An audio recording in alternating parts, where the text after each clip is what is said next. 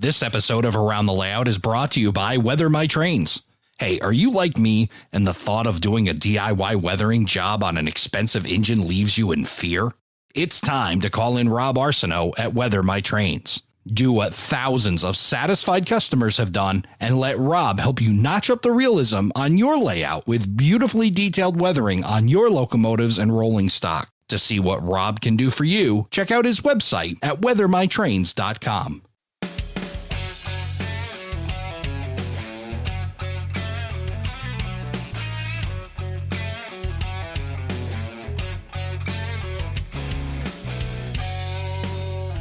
Hello, everybody, and welcome to Around the Layout, where model railroaders come to tell their story. My name is Ray Arnott. So glad you could join us. Joining me on this episode, coming to us from the city of brotherly love, Philadelphia, Pennsylvania, Matt Stern. Matt, welcome to the show. Hi, great to be here, Ray. Awesome to see you again, Matt. We first met back in May on the What's Happening in Model Railroading episode with Tony Cook. You came on, you represented Bachmann. And we got to learn a little bit about what was happening at the time with Bachmann. And I got a little history lesson on the company as well. And then I saw you again down in Texas, those hot conditions. People are going to get sick of me complaining, but it was brutally hot down there. That was nothing like I'd ever experienced before. Yeah, you're from the Philly area. I'm from New England. We're kind of in similar climates, and that was just not weather for us northeastern United States type people. Well, the good news is that it was air conditioned inside the Gaylord Texan for the 2023 Texas Express, the NMRA National Convention, and the National Train Show. And that's where I ran into you at the Bachmann booth, and you were meeting and greeting a whole bunch of folks coming through the door. Oh, yeah, it was a great show. Turnout was fantastic. We had a lot of people coming over and looking at the booth and asking questions. And you know, as a model railroader in the industry, I love going to these shows and I love meeting the modelers and talking to people and just talking trains. It's the show goes on for 8 or so hours of the day, and before I know it, it's lunch. Before I know it, it's the end of the day. It passes like a Saturday. Did you guys have any big announcements at the National Train Show for Bachmann? We did, yeah. So we typically every year, in conjunction with the National Train Show, we do announce our mid-year announcements. It was a little later this year, but we're still calling them mid-year announcements. So we had actually a whole brochure of new stuff that we had available at the show. You can also find it at bachmanntrains.com. And it would probably take me this whole show to go over everything that we announced, but I can certainly roll through some highlights if you like. Well, we can definitely, we'll talk about a few, and then we'll have to get you back on a What's Happening in Model Railroading with Tony Cook to go through them all. Sounds good. Yeah, so big ones in HO scale were the Dreyfuss Hudson. Probably not too much of a surprise after the J3A, but we're excited to announce that. It's going to be with the Boxbox drivers and the Scullin drivers. So we're doing two variations. And the other big HO scale locomotive announcement was the C36-7. I know a lot of people didn't see that one coming. That's our typical area. You know, we've done a lot of EMDs. We've done some GEs like the 44 tonner and stuff like that. But this is our first big GE. And I know a lot of people out there probably know that our Bachmann China, our affiliate company in China, has a Chinese version of the C36-7, and that's kind of where we got the idea. But it's actually not going to be based on that model. We may use a few details here and there where we can, but the U.S. version is quite a bit different to the Chinese version, and the frame is a different length. It's got different configurations of different components. We're doing it right. We're doing it the way it should look for there are a couple of variations in the U.S., but this one is the one that was primarily found on the East Coast. So no consumer model railroad manufacturer has come out with this in HO scale before. So we're excited to be there and be the first ones to do it. Awesome. Well, you definitely had some exciting things going on at the National Train Show with your new announcements. And now that we got you to do a little bit of work, we're actually going to get to learn Matt Stern, the modeler, and learn how you've progressed from your starts in model railroading up to this career now working for Bachmann Trains as their communications manager. So let's get right into it. Let me ask you, how did you get started in the model railroading hobby? So my history in trains goes pretty much back to when I was born. Let's say 6 months in. Not splitting hairs here. But my uncle, who had married into my family, so it wasn't my family lineage, but his lineage was all railroaders. They were all from the Western Maryland Railroad out of Hagerstown, Maryland. And I actually saw in the museum they have in Hagerstown, there's a book that has all the employees of the railroad written in, and there's a whole page devoted to his family. So it was a really, really, truly long line of people in his family. He wanted his own kids to follow in the footsteps and be rail fans and model railroaders and such, but they didn't really take to it. So when I came along, I was the only other kid in the family, and I think he was kind of like, all right, this is my last shot. I got to make it happen, and boy, did he make it happen! So when I was 6 months old, he got me a wooden train with a little, held together by strings, and believe it or not, he gave me some Western Maryland VHSs at 6 months old. I kid you not. My parents were a little confused about it, but they put them on, and as they've told me, apparently they just propped me up in front of the TV, and it was like having a babysitter in the other room. They just propped me up, and I just sit there watching these long coal drags snaking their way through the Alleghenies. So an early indoctrination into coal dragging and whatnot via VHS. Absolutely, yeah. So moving a little bit further forward from that, I got my first train set when I was 5 years old, also from my uncle. And I should point out that my interest in railroading is it's two parts. It's as much about rail fanning and the prototype side of things as it is about modeling. And by that point, I was already very much into the prototype. My mom's family was from England, and we made a lot of trips to England. She doesn't drive to this day, so whenever we went anywhere, whether we were in the U.S. or the U.K., we always took the train. So between my uncle on one side and my mom on the other side, I really had no chance. Yeah, fully surrounded with it. You talk about your first train when you were 5. Do you remember your first rail fanning experiences, or your first time seeing a train? Do you recall that at all? I don't think I could tell you my first time. I wish I could. I'm trying to think of the first time. I rode the DC Metro. So my family I was raised in the DC area. Okay. So we rode the DC Metro a lot. So a lot of my early experiences are from that. Or from, like I said, visiting England and riding the trains there. I guess now that we're talking about it, my first really clear memory of going out and specifically rail fanning was walking to the abandoned Georgetown branch with my dad, that was kind of like a core memory. We walked it was before they ripped up the tracks, and just walking the rails. Didn't see any trains, but that's probably the earliest I could pick up that I remember for purposely going out for something railroad related. When did the idea beyond that of rail fanning kick in for you, when you would intentionally go out to watch trains? So that probably kicked in a few years later. I made a few visits to the B&O Museum with my uncle, and we'd usually stop in Ellicott City, Maryland as well, and see if we'd see anything on the old main line passing by, the CSX old main line. The rail fanning intentionally didn't really become a thing until later. So I guess I can pivot back to my first train set, since if we're staying in chronological order here. So that was I was 5 years old. I remember distinctly the question overhearing it. I think I was in the other room or in the bathroom or something, and I overheard the question in the other room. What scale do you think Matt wants for Christmas? and I remember coming out and saying, I want O. Wow. And so I got a Lionel train set, 5 years old. Still have it to this day. It comes out at Christmas. My wife and I put it around the Christmas tree. It probably needs a little bit of work at this point, but it still runs. It ran on the floor, and after about the first year, it kind of stopped running, and that was the end of my excursion into O scale. I think afterwards, my dad took it to a store and they cleaned it out. I think probably cat hair got into it or something. Nothing major, but it was enough to make me move on to something, want something else. And for my 6th birthday, I got an Athearn set with Bachmann Easy Track. So that was my first Bachmann product. There you go. And that was HO scale, followed by the Bachmann Patriot Amtrak set the next year, and I've been at HO scale ever since.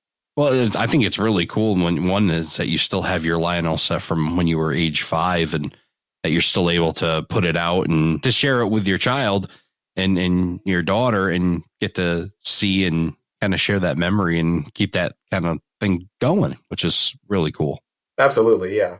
Yeah. She was only 6 months old when we brought it out last year. So she looked at it, and I don't know if she, really understood what was going on, but hopefully we're excited to show her this year. Although I might not put as much of the scenery stuff out this year. She might, I anticipate it being a little bit of a war zone. Yeah, I bet as the presence expand, you got to clear the tracks for them, and yeah, that's really cool. You got to keep that set, and so talk about you've got this Athearn set with Bachmann Easy Track, and when you're about 6 or so, I imagine it's set up in a kind of like a rounds configuration. Is that kind of what you were doing? And Yeah, so I just had an oval on the floor in my room until I was probably how old was I? Probably about 10. So we moved to England when I was 8. oh wow, And when we moved into we moved around quite a bit, but when we moved into our second house in England, my parents got me a board. And that's when I was finally able to bring it off of the ground. And by that point, I had a few more trains. I had, like I said, I had the Patriot set. I had a few separate sale things. A lot of it seemed to be Bachmann, which I guess makes sense. Bachmann has a lot of great products. And I had some British stuff as well at that point. Living in England, I had a Intercity 125 and some old British passenger cars. But yeah, so when I was about 9 or 10, we raised it off the floor, had a 5 by, it was a 5x6 board. It wasn't ideal. I wanted a 4x8, but couldn't fit it in my room. And I had that until I was about 14. I'd set up different scenes on it. Sometimes I was always, even as a kid, I was very specific with what I wanted to model. You could never mix American and British trains, for instance. Like it had to be a scene set in America or a scene set in England. right. And it had to be either a scenic railroad or it had to be like a modern functioning railroad. So even as a kid, I was already kind of exploring prototype modeling, a little bit. I was going to say, I mean, just let's talk about just life in general. When you're, 8 years old and your family picks up, you move to a different country, different culture, that must have been something that was quite an undertaking for you as a kid to go to a completely different country. Yeah, I mean, for a kid at my age at that point, it was kind of all just one big adventure. And like I said, I'd been to England. I think the first trip I made to England was when I was 10 months old. So Oh, okay. I was familiar with it. I had family over there. It was big, but it wasn't as big as say moving to Japan or something like that. Yeah, true. The language is the same, and That definitely helped. there's some things in the culture are very similar, but as far as trains go, because how long were you over in England? I mean, from age 8, mentioned 14. How long were you over in England? Yeah, so I actually lived in England until I was 21. Oh, wow. I came back to America pretty much every summer, sometimes for the fall as well. So I always maintained my roots here and never really became English, so to speak. Oh, okay. But yeah, I mean, with the layout with the railroad I had, I would collect a lot of British stuff because it's what I saw for the most part. Right. But my uncle would always infuse me every Christmas and birthday with more American stuff. Excellent. So that kind of kept that going as well. Yeah, so you're getting American stuff and still having that influence from the uncle. But when you're over in England, I mean, from age 8 to 21, you're seeing a lot of stuff. Talk about railroading in England. What did you get to see over there? So actually, the first place we lived in England was a little village called Wimple, which is in the county of Devon. And we only lived there for a little under a year, but I loved that place because the school that I went to, and particularly the classroom I was in, looked directly over the former Southern Railway main line. Nice. Which was under Southwest Trains at that point.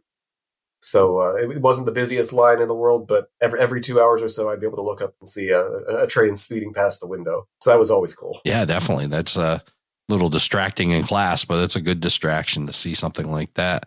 Oh, yeah. Other than that, we did a lot of trips by rail as a family. We took trips up to Scotland. I have distinct memories of it was kind of the transition period between diesel-hauled locomotives or diesel-hauled trains and mainly what you find in the UK now is DMUs and EMUs everywhere. So I have some distinct memories of riding I think it was the Virgin West Coast Main Line at that point. Cool. And behind for anyone who's familiar with British trains, a Class 47 diesel, which at the time I knew. I think I knew enough that I knew that they weren't going to be around for that much longer, and I really savored the experience. It's pretty cool. I mean, what a neat experience. I mean, living in England, getting to see this stuff, learning more about British railroading, and then how about the hobby over there? Because I know we've talked to a few people, but I don't really think we've talked to anybody on the podcast yet from England. I just know that it's got its own hotbed of model railroading over there. Oh yeah, it's very popular over there. The interesting thing about British modeling is typically house sizes are smaller in the UK and they don't have basements. So you don't get railroad empires like you get here for the most part. Right. So people get very creative with the space that they have available. You see a lot of shelf style layouts, a lot of layouts that are just end to end and just model one station or one, even sometimes as small as a locomotive refueling stage or something like that. One of the coolest things about the kind of growing up there and seeing and having influence on the hobby there is when we moved into our house here, we didn't get a house with a full basement. Unfortunately, that'll be the next house.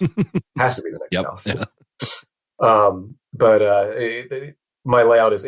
We'll talk about more about it later on, obviously. Yeah. But it has a lot of influence from those smaller British layouts to make something work in the space that I had. I was going to say, because I know that they've really kind of got a leg up on this shelf layout kind of thing. It's kind of a commonplace in the United Kingdom. Who were you connecting with over there? Did you get to meet a bunch of people? Were you doing, kind of socially networked amongst model railroaders in England? A little bit. Not really. The internet was still, fairly young at that point. So, there wasn't the online community. Like, their social media wasn't a thing at that point. Right.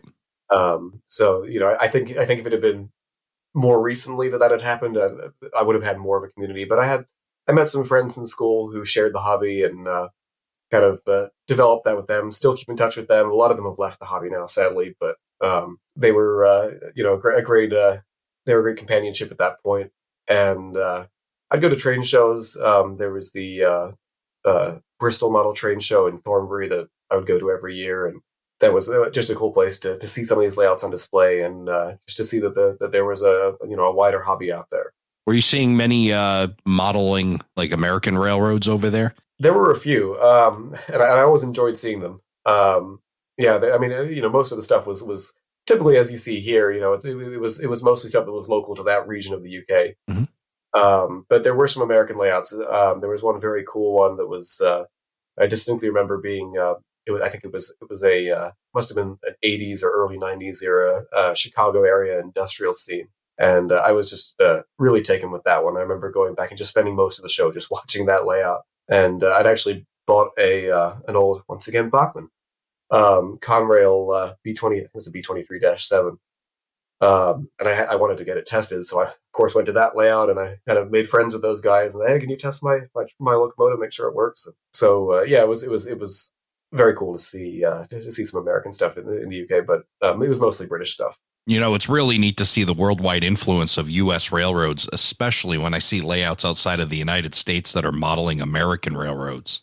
For example, Paul Cassar, our executive producer, models the MKT, Missouri Pacific, and Norfolk and Western in Sydney, Australia. And although Paul has visited the United States, he's never lived here, yet is still fascinated to the point where he's chosen it as his subject.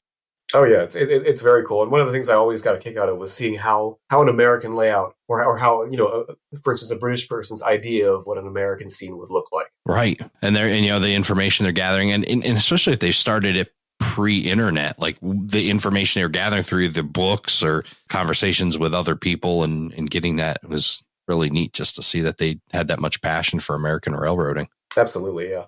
So you're 21 in England. You said you moved back about that time. Am I right? Yeah. So before that, if we could backtrack just a little bit. Yeah, let's go back. My railroad went down when I was around 14, 15, as they do. Yeah. That's when I got interested in rock music and girls and the classic story. Yeah, very classic. Yep. But I never really lost the interest, and it was around that time that my uncle and I, on my visits back to the U.S., started doing real rail fanning trips. And this was my first real taste. You were asking earlier, what was my earliest memory of rail fanning? This is when I really started to do rail fanning as a hobby, and it's actually probably partly what I credit my interest in moving back to America from. So my uncle and I, we went on I think it was just one night. He was in Northern Virginia at that point, and he wanted to take me to Strasburg to see Strasburg Railroad Museum in Pennsylvania, and all the other attractions they have there. So we went for one night, stayed at the Red Caboose Motel in the Western Maryland Caboose, of course. That kind of sparked a new phase of our friendship, so to speak. We realized, hey, this is fun. Right. Let's make this a thing every time. And every time it got a little bit more ambitious. So I think the next year, we went on like a 4 day trip to Horseshoe Curve. Nice. Stayed at the Tunnel Inn in Gallitzin, and visited all the sites around there. And I won't go into all of them because this is over multiple years. But we Yeah. we did some cool stuff. We went to Cass, West Virginia. Went out to the Reading and Northern up here in Pennsylvania, and saw some stuff in New Jersey as well. And we basically toured the entire Mid Atlantic, doing every railroad thing we could. Um, and so that kind of kept the hobby alive for me during the period of time that I didn't have a layout. Yeah. And it really sparked a much deeper interest in American trains that I'd had previously. As you're starting to see all this, I mean, you're talking about some really cool railroading spots, Horseshoe Curve and that Pennsylvania and even West Virginia prototype railroading. Are these planting seeds for like a kind of kicking a passion for things that you want to model as you're seeing them? Yeah, I think some of them did. I've always wanted to model too much different stuff, so I can't say there's definitely influences from that. Not that you'll see in the current layout, but something that I've got a fair amount of interest for is logging railroads, and I definitely attribute that to my trip to Cass and modern railroading in general. Yeah, I couldn't point to anything particular from those trips, but it was more just the overall experience of American railroading. The heavy locomotives, the ground shaking noises, the lonesome horns and bell and all that classic stuff. That's what I fell in love with. Yeah, that exhilaration of being trackside and seeing all that is certainly something that definitely plants a seed and creates a lot of great memories. And super cool, again, this connection you have with your uncle, that he's just such a supporter of this and kind of bring you along, and the bonding that you've had with him. You talk about how he kind of fed you and kind of kept you, interested in, both model railroading and the prototype. Did he do any model railroading? He did, yeah. So he was an O gauge collector for a long time. He had it was strictly Western Maryland. So he was the first member of his family not to actually be in the railroad. Yeah. He was the um, I guess you would call it the primary chair, or I'm not sure exactly what the term is, but he was the main the primary tuba player for the National Symphony Orchestra. Oh, wow. So quite a departure from railroading. Yeah, for but, sure. Yeah. But he certainly had the passion, and he, like I said, he collected Western Maryland stuff. He had a big display case that I would always marvel at in his dining room whenever I went over there, just filled with O-scale Western Maryland trains. And then right around the time actually that I didn't have a layout anymore, around when I was 14, he invested in building a little cottage in the backyard of their house, which was the train room. Oh, cool. And he found an old pre-built Noch layout, like one of those pre-built German layouts that that a friend was trying to get rid of, and he put it in there, and he and I restored that over the next few years. I think I was probably around 16, 17 at this point, and that was my first introduction to real layout work. And I really I cut my teeth on that. I really learned a lot of because we decided what we were going to do is the scenery was kind of too far gone. So what we wanted to do was forget the German theme. We were going to make it into a more updated, more detailed looking North American type scene. And he really, to his credit, he really kind of stepped back and let me do a lot of the work and just figure it out for myself, which I attribute a lot of my skill in, if you can call it that, in layout building now, to being able to have that freedom to do that. So that was very cool. Yeah, indeed. I mean, an uncle that's willing to, put a cottage in his backyard and put this stuff up there, train room, and have you come over, and you're coming over from England, so you're traveling, right? We were traveling back overseas right, at yeah. this time. I'd stay with them for yeah. So whenever I'd be there, I'd be able to just go in and out, and as I wanted, and Nice. do work as I wanted while I was there. Well, that's awesome. So what a great support he provided you into this hobby. Absolutely. Let's talk about where we are in the timeline here. I think we're right up about the time you've moved back here permanently, and where does that take us? Yeah, so about a year before I moved back, one of the things that really kind of settled the deal for me to move back to America and make me want to come back here was I wanted to take a trip across the country. I'd never been west of the Appalachians, and so what I did was I bought a Amtrak rail pass, took the Capital Limited to Chicago, California Zephyr out to Emeryville, spent some time in San Francisco, took the San Joaquin down the Central Valley, and then the Surfliner from LA down to San Diego. Southwest Chief back to Chicago, and actually stopped in Williams, Arizona, to the Grand Canyon Railway as well. Holy moly! So that was about, I think it was about a 5 or 6 week trip, staying with family and family friends for extended periods of time along the way. But that was the catalyst for moving back and for really cementing that, if I'm going to be modeling something, it's going to be North America, because it's an amazing country, and the railroading is spectacular. I think you took the dream trip of most railroaders, I think, to travel that much on rail. And I know I can attest, just the short trips that I've been on rail, just the amazing things you see from the train. Like you get it's almost like, a different aspect when you get to see it from there, and the places that you get to go through that you can't access anywhere else. It's just an amazing portion. I can't only imagine what it was like for you as in your, what were you, 19, 20, somewhere around there, years Exactly, old. yeah. And, seeing this just must have been absolutely mind blowing. It really was. Yeah, like you said, seeing parts of the country that you don't see otherwise, seeing, the former industrial side, the rural side. And I think, you were asking earlier about inspiration for the layout. I think a lot of inspiration came from that as well. I could imagine so. I mean, you must have, had a mind full of different things coming out of that. Yeah, and unfortunately, there's not enough room to replicate it all.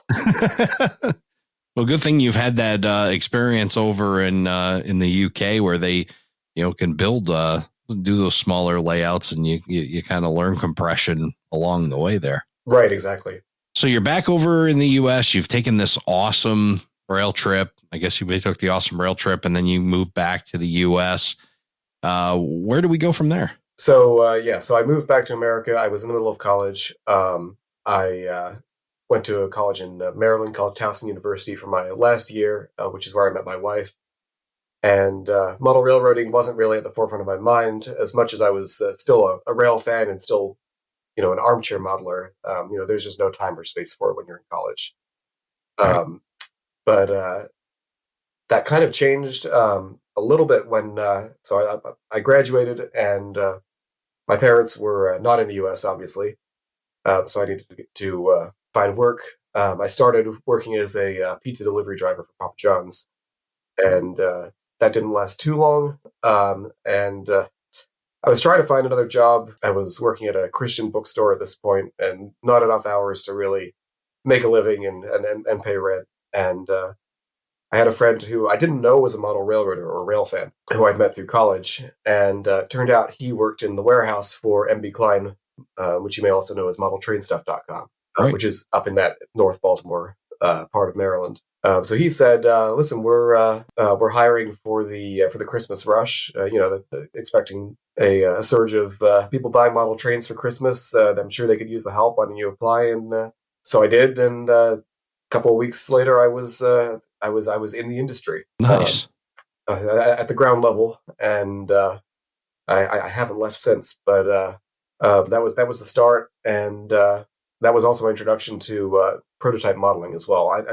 Model trains and prototype railroading always kind of went hand in hand for me, but I think I always regarded model trains still as a little bit more toy-like. And when I came to MB Klein and I saw the some of the perspectives of some of the people who worked there and the stuff that was being sold, I realized, oh my gosh, model trains have come a long way from what they were even just a few years ago when I last had a train setup.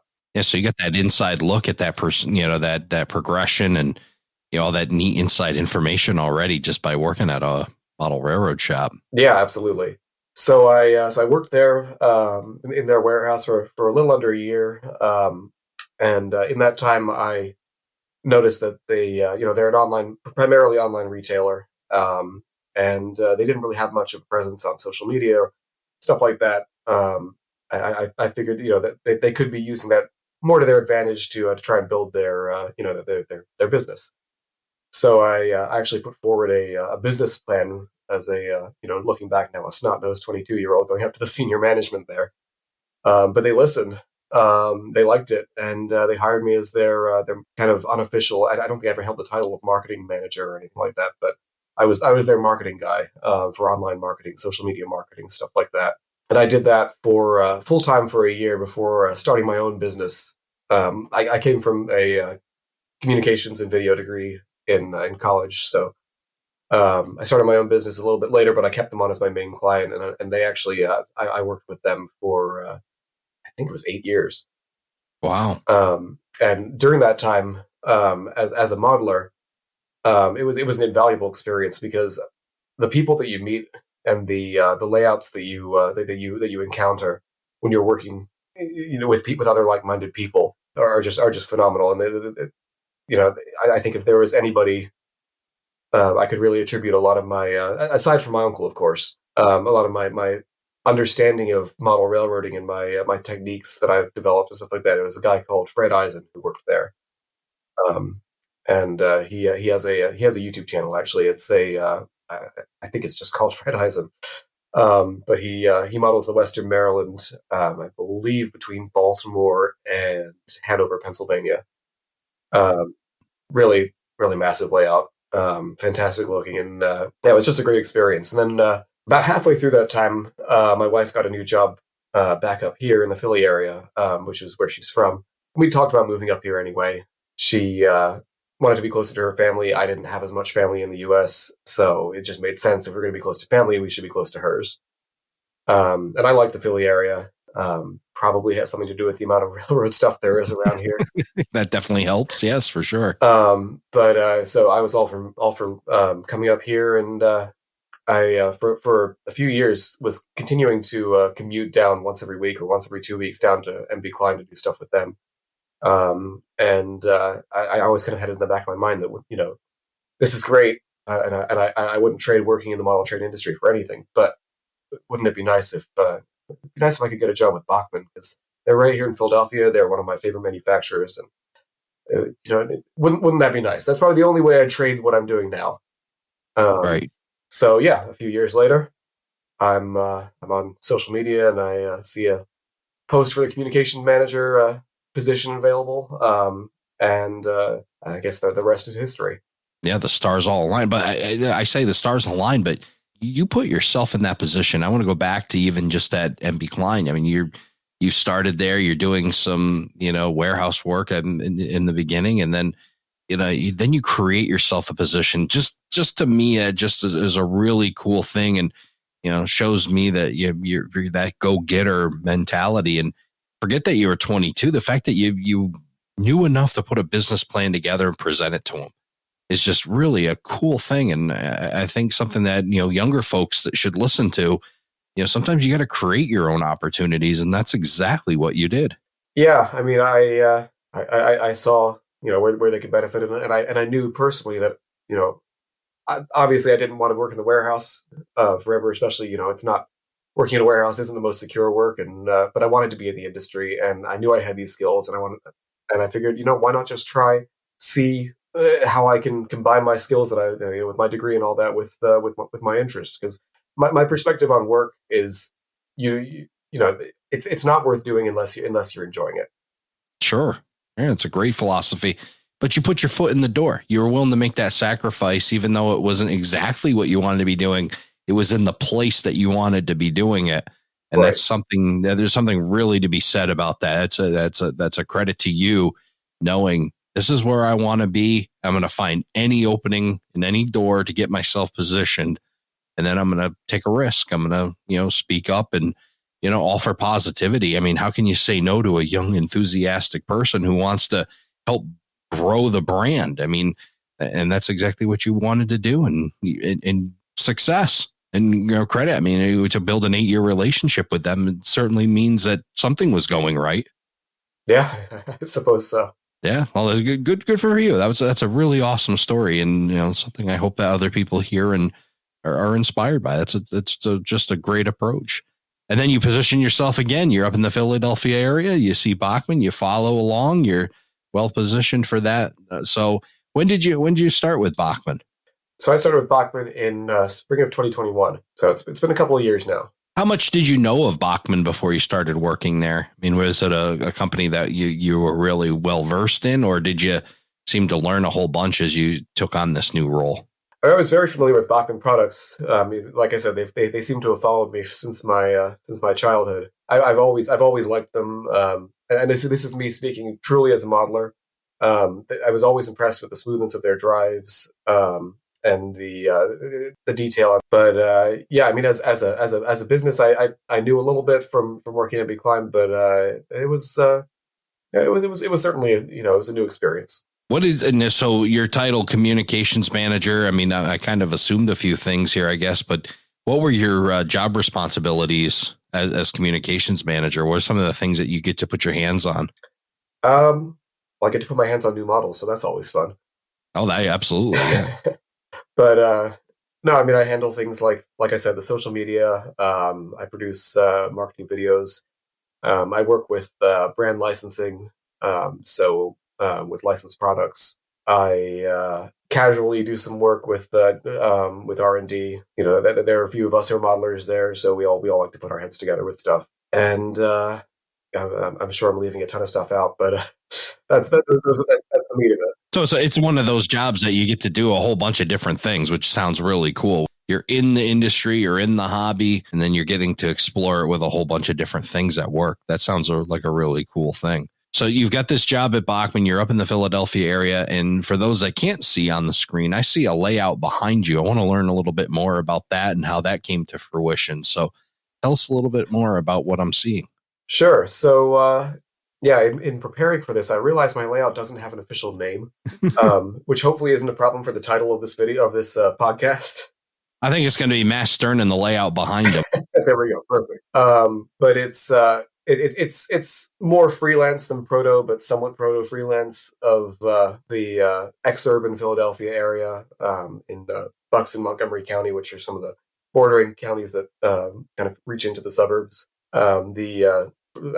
The station behind me here is it's called Norristown Union Station. So Norristown is a real town in the Philadelphia area, which when it was back in the the big railroad days, it was it had two stations. It had the Pennsylvania Railroad Station, and then it had the Reading Railroad Station. They were actually right alongside each other.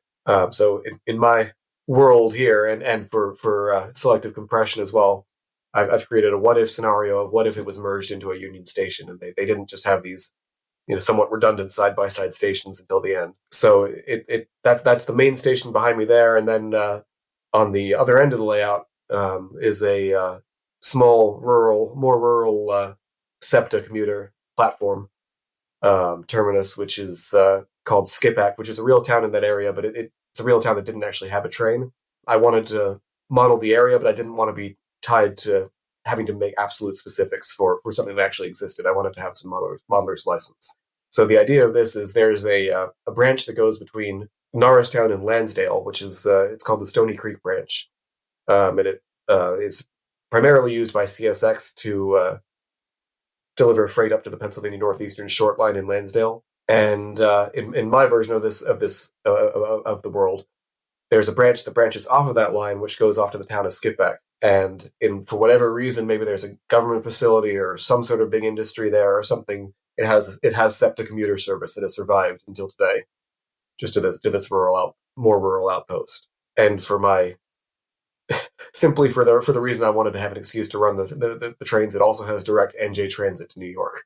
Nice. How big of a layout do you got there? I mean, I can only see what's in a portion of the screen here, but what size layout is that? So it's fairly compact. It's 2 11x3 sections configured in an L shape, and it's an out and back layout. But I've tried to possibly to a little bit of fault selectively compress to the point where I can do a lot of different things on it. Because like I said earlier, my interest in railroading is just it's almost too much to fit into one layout. There's too many areas that I want to draw inspiration from. So I knew when I was going into building this, I wanted to have a commuter line running back and forth. I wanted to have freight running down to a short line with industries. I wanted to have an interchange with the short line, and I wanted to have a scenic railroad aspect so I could run some of the stuff that you wouldn't otherwise have a reason to run on a modern layout. And your layout also serves a function as well. I know you do some photography on it as well, right, for some products? I do, yeah. So when we put out ads for Bachmann occasionally, it's the right backdrop for some of the products. So you may see it appear on some of our ads in magazines occasionally. Awesome. So you get to multi-purpose your layout. Now you say that this isn't your forever home, right? You think this is going to be, maybe, a step, right? Yeah, I mean, so we have one daughter now. We're in a split level. If we have another kid, we're going to immediately run out of space. So we're probably going to be looking to move to a larger house at some point in the next 5 years or so. And I'm already thinking of the plans for the next layout for that house at this point. In fact, I'm already at the point where I've drawn up an entire track plan for what I would want. Yeah, it's fun to dream. I know, I'm in kind of a similar situation. I've got a smaller switching layout, and boy, I dream of doing bigger. I mean, I love my little switching layout. I'm sure you enjoy yours, and being able to run trains, and it certainly beats not having anything at all. And you get to learn and hone your skills on it. But boy, it's fun to sit there and dream about the what if when you start to get a little bit more real estate in the house, and start to expand a little bit more. When you do that, do you have a railroad picked out? What you want to do? Yeah. So with this being my first true layout, you learn a lot of stuff in your first layout. Some things that you realize you don't want to repeat. One of the biggest things for me is I was very focused on operations. That's one of my favorite aspects of model railroading. But one thing I've learned since having a kid is you need time to run operations. You need to be able to go down here and be committed for 45 minutes or more to be able to do anything meaningful. Right. And it's rare that I get that much time more than once a month at this point. So I think my biggest regret with this layout, and the biggest thing I would want to change, is I would want to integrate some sort of continuous running. So if I really just wanted to come down and run a train for like 5 minutes, 10 minutes, or just sit back and do something else while it's running, I could do that. Yeah, I think there's definitely something to be said about that. I've seen some of the folks that have been on our podcast. Well, the one that first comes to mind is Kyle LeBlanc, good friend of mine, who's done the same thing. He can run point to point, but it also has the option for continuous running, and that's exactly what he does. He sits at his bench. He'll pull out a Craftsman kit, and he'll be working on the Craftsman kit, and Boston and Maine will go by, and then about however long later they'll pass again. So there's definitely a good thing to continuous running, and it entertains kids too. It really is good to have that as well. Oh, absolutely, yeah. Although I will say, my nieces, we've got two nieces that are 4 and 6, and they got a kick out of when the car is detached on a hill and rolled down and smashed into the trees at the end of the track. Yeah, they love the disasters, don't they? They do, yeah. Thankfully, no rolling stock was harmed in that instance. Yeah, the next layout is I'm going to go for something entirely different from this one. Like I said, there are things you learn that are that are good, and there are things that you learn building your first layout that you don't want to repeat. So continuous running is one of the things I want to incorporate. The other thing about this layout that I probably wouldn't want to incorporate again is just the amount of compression. I think it works well for this. I've worked out that I have about 4 hours worth of different operations that I can run before I start repeating myself, which for a layout of this size, I think is pretty good. Yeah, you've done very well with that. But it comes at a cost because, while I've tried to make each scene look as independent from the other scenes while integrating, naturally at the same time, I think it's still a little too much compression for my liking. There are areas that kind of impede on operation for the sake of compression, and that's the stuff that bothers me. I want to have more space to run a prototypically length train and have a runaround loop where I need a runaround loop, stuff like that. Right. Master, and you've got quite a story that you've told us tonight between your life over in England and your early days, and the experience you had there, and then your influential uncle. Is your uncle still with us and still able to share this with you? No. Sadly, he passed away in 2015. Oh, sorry to hear that. But boy, he's still with you. Oh yeah, in fact, he's still with me on the layout. I actually have a little figure he always wore Hawaiian shirts. That was kind of his thing. Nice. And I have a little figure with a holding a camera, standing by the tracks with a Hawaiian shirt on. That's my little tribute to him on the layout. Well, he left you with a lot of great memories and a lot of great, that influence of the love of railroading and model railroading. And boy, it's led not only to just a great hobby, but a great career for you. And you're certainly on your way. And boy, if you can continue to do the things that you've done in the past with MB Klein and just kind of forging your own path, your options are limitless. It's going to be really great to follow your career and see where you go in the model railroading industry. Oh yeah, I'm excited about it. I bet. Do you ever feel, with that said, is there ever a time where it's like you got to kind of separate the job from the hobby kind of thing where, does it ever get tiring for you? Or are you still just, still loving it all the way? It happens from time to time, but really not as much as I expected. Whenever you go into doing something professionally that you love, you always have those people who say, oh, get ready, it's going to become your job. It's not going to be your hobby anymore. You're not going to be able to relax with it. I haven't found that. I love going into work every day and knowing that I'm working within model railroading. And, I think there were times, particularly during the pandemic, when I was doing a lot of stuff on my layout for work because there wasn't really any other option, where I did get a little sick of seeing it. I think that's when I started dreaming about the next layout. But I guess the short answer is it hasn't really been an issue. I still love running trains. I love working with model trains. I don't know. It just doesn't get old. No, I bet it doesn't. And the opportunity this has put you in place to meet a lot of great people along the way, whether you're going to the National Train Show or you're engaging with people on social media. It's certainly a really neat place to be. And I imagine the amount of people that you're getting to meet is incredible. Yeah, absolutely. Yeah, I've met a lot of fantastic modelers. Like I said, a lot of people who've influenced my own modeling path, and looking forward to meeting many more. Matt, I'm so glad again that you came on and shared your story here on Around the Layout, and I look forward to not only following your career and our connection with Bachmann Trains and learning what's new with the company through you, but also seeing your progress as well. And as you start to dream towards that little bigger home and a little bit bigger space for your layout, what you're going to be able to create with that. So thanks again for coming on and sharing your story. Yeah, absolutely. Thank you for joining us for this episode of Around the Layout. Learn more about today's show on our Facebook page, facebook.com/Around the Layout. Show your support by becoming an operating crew member at patreon.com/Around the Layout podcast. Past episodes and more can be found on our website, aroundthelayout.com. And send us your feedback, aroundthelayout@gmail.com. Thanks for hanging out with us around the layout.